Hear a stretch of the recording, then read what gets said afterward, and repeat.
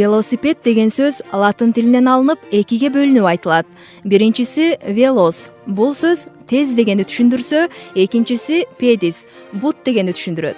1817 жылы германиялык барон эки дөңгөлөгү бар жыгачтан жасалган велосипедке окшош адамдын күчү менен жүрүүчү нерсени ойлоп тапкан. 1818 жылы ал анысын патенттегенге жетишет.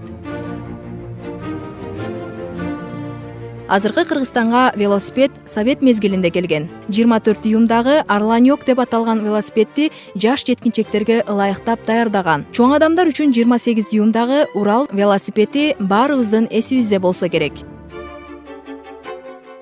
Азыркы күндө велосипеддин түрлөрү аябай эле көп.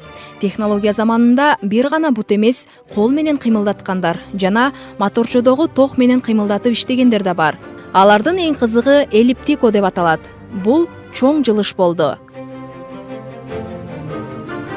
Азыркы учурда эң кымбат велогаджеттер булар электрондоштурулган, ыңгайлуу жана түрдүү функцияларга ээ болгондорун айтышат.